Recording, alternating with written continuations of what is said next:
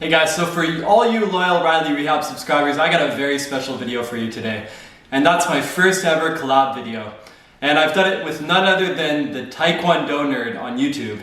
Guy teaches martial arts, he's incredible, Taekwondo guy, and he taught me how to do the spinning tornado kick. It's pretty challenging, but I feel like I got it down. I also taught him a bit of stuff on rehab, and we had a great time.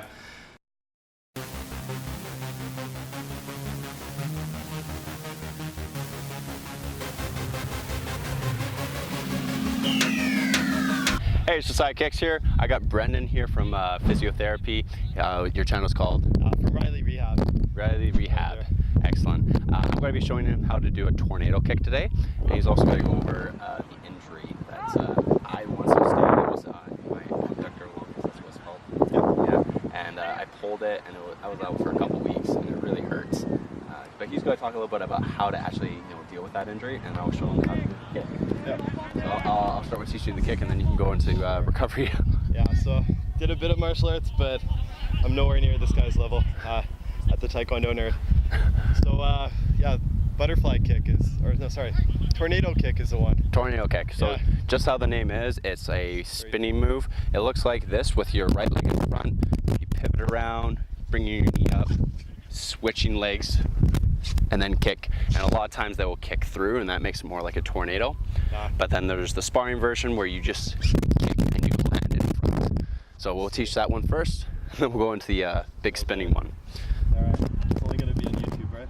Yeah. So first step, I turn my feet like this. Yeah, so step one, pivot. And then second step, my knee comes up, and then I twist. Switch. And then I kick. And ideally go in a full circle, right? Like the tornado.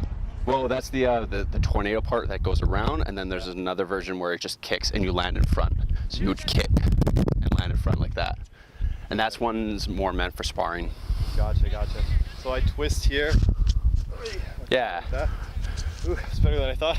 Yeah, it's getting really good. It's better than the first time you were, first couple times you were practicing. Perfect. We were practicing beforehand, and he actually got it like in the first or second try, so yeah. That's pretty good. He's a good teacher. Yeah, so when would you use this kick in a competition or fight? Well, in sparring, a lot of times there will be like, in Taekwondo sparring, we spar side facing like this, because I've explained in my other videos is that you're only allowed to get points in the front, not in the back, so you don't really have to worry about people hitting you in the back, unlike some other styles where you can hit anywhere. Okay. But this one has a particular set of rules. So a lot of times we'll be in side-facing stance, bouncing like this, and then sometimes we'll come around for a back kick or a hook kick, but a lot of people know what that is. So instead of going for that back kick or hook kick, we switch and do the turning kick. Gotcha. Sneaky. Yeah, it's a fun move to do, and I've seen a bunch of videos of guys who do the kick and they get knockouts out of it. They kick the guy in the head and the guy just drops to the ground. Oh wow, that's crazy. It's crazy. Yeah. But yeah, how would you deal with the injury? Yeah, so with the adductor strain, adductor longus, it's a muscle that not many people might know about, but it's very common to hurt it in a sport where you have to kick high or do anything where your legs are wide apart, like Taekwondo, for example.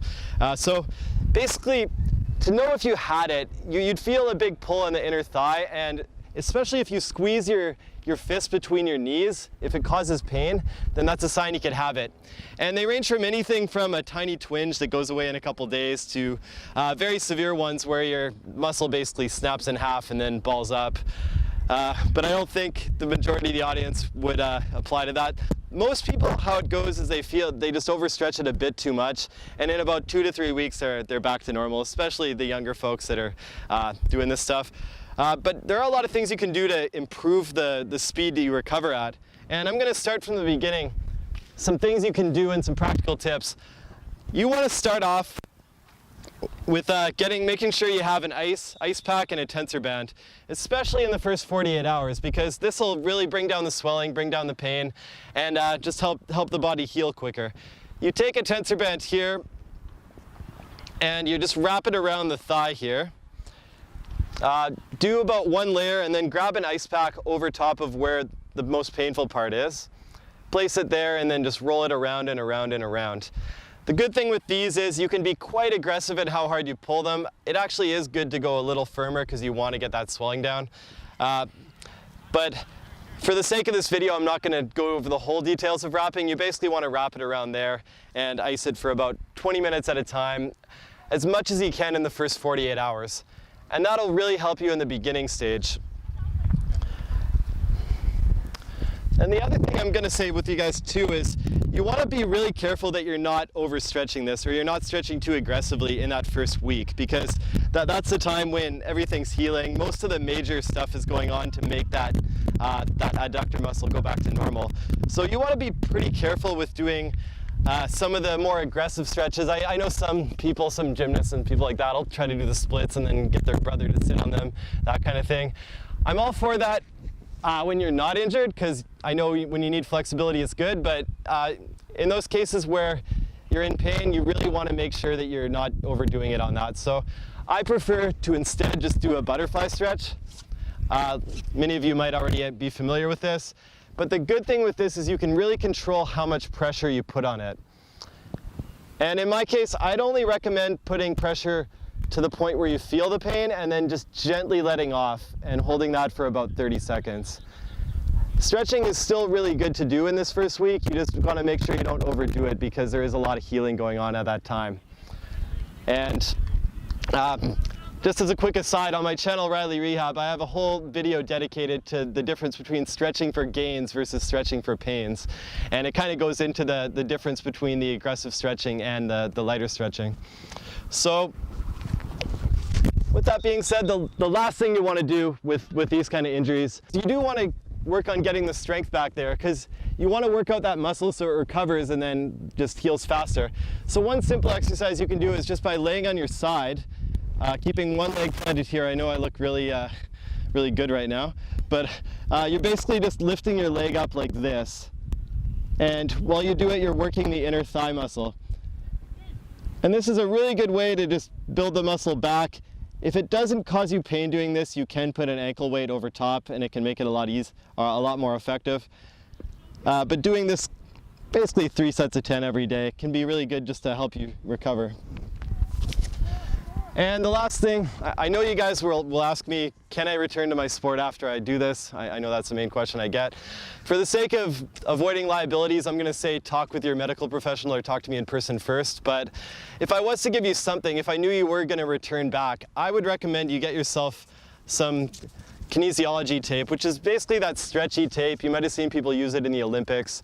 And all you have to do here is just get a strip, and very user-friendly, very easy. You just take it, break it in half, and then tape it along your inner thigh there. And what this will do is, it's really useful because when you have it here, not only does it serve as a reminder that you have an injury there, but it also kind of pulls everything together and takes a bit of the force away on that inner thigh. So in that 2 or 3 weeks it takes for you to recover, it can come back a lot quicker. So I personally recommend doing this. Stretch it about like 80% of the way before you put it, but all you need to do is just basically go along the inner thigh and make sure you go over the top of the area where it's most painful. And anyways, if anyone has any questions, you can comment, and please like and subscribe both to myself, Riley Rehab, and the Taekwondo Nerd. You also got an Instagram account, is that correct? Yeah, follow me on Josiah Kicks. I post a lot of videos on there too, sometimes a little bit more frequently than YouTube, but I am trying to get to both of them at the same time. Yeah. So yeah, I will see you guys in the next video. Hopefully I can meet up again with you and we can talk about some more injuries and things absolutely. that was happening to me. Definitely one would be abs. Oh, absolutely. Yeah. And maybe I'll have a better tornado kick next time too. Practice makes perfect. Yeah, okay, we'll exactly. see you guys in the next video. All right, see you next time.